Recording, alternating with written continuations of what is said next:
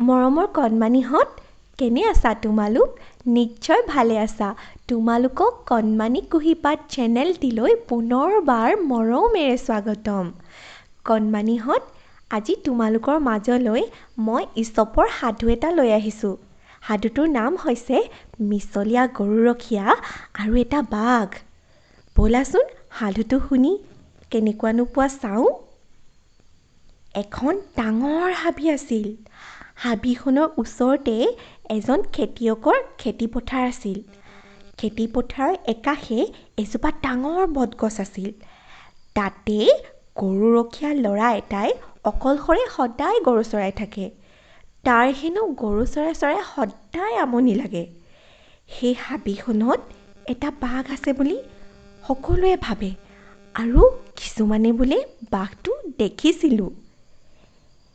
এদিনাখন গৰুৰখীয়াজনে গৰু চৰাই আছে অকলশৰে। তাৰ গৰু চৰাই বৰ আমনি লাগিছিল। তেনেতে তাৰ মনত এটা বুদ্ধি খেলালে।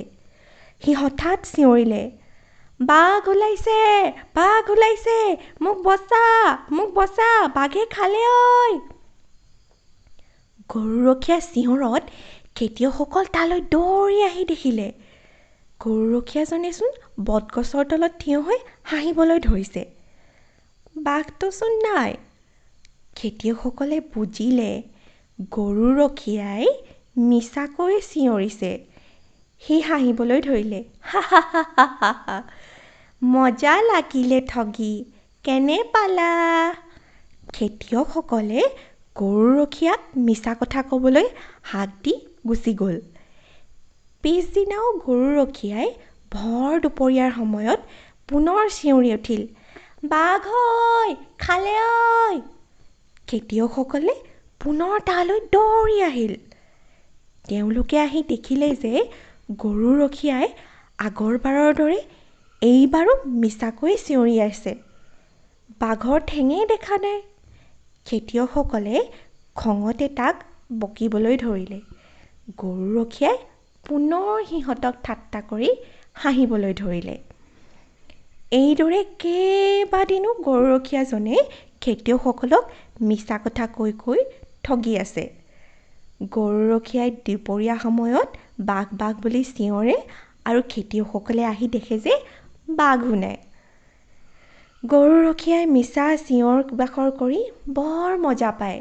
তাৰ আমনি লগা সময়বোৰ সি এনেকৈয়ে খেতিয়কসকলক ঠগি কটাই থাকে। কেইদিনমানৰ পিছৰ কথা। ভৰ দুপৰীয়া খেতিয়কসকলে নিজ নিজ কামত খেতিপথাৰত লাগি আছে। গৰুৰখীয়াই বটগছৰ তলত বহি আছে।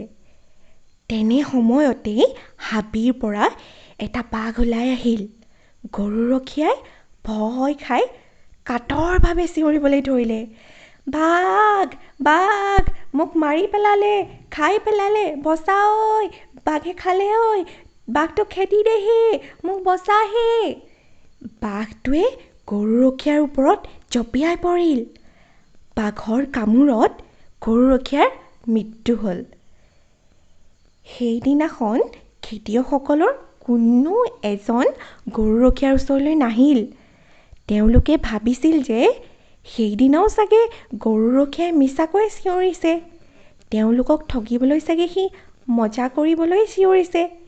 সেয়ে তাক বচাবলৈ কোনো আগবাঢ়ি নাহিল। আৰু গৰুৰখীয়াৰ সেইদৰে বাঘৰ মুখত পৰি মৃত্যু হ'ল। তোমালোকে সাধুটি শুনি কি বুজিলা বাৰু? সাধুটো শুনি আমি এইটোৱে বুজিলোঁ নহয়নে? মিছা কথা ক'লে বিপদত পৰাৰ আশংকা থাকে। আমি কেতিয়াও কোনো দিন কোনো কাৰণত মিছা কথা ক'ব নালাগে। এয়াই আছিল আজি তোমালোকলৈ আগবঢ়োৱা সাধুটি, মিছলীয়া গৰুৰখীয়া আৰু এটা বাঘ। সাধুটো শুনি যদি তোমালোকে ভাল পালা, প্লিজ লাইক, শ্বেয়াৰ আৰু কমেণ্ট কৰিবা আৰু চেনেলটো ছাবস্ক্ৰাইব কৰিবলৈ কিন্তু নাপাহৰিবা। আজিলৈ আহিছোঁ, ধন্যবাদ।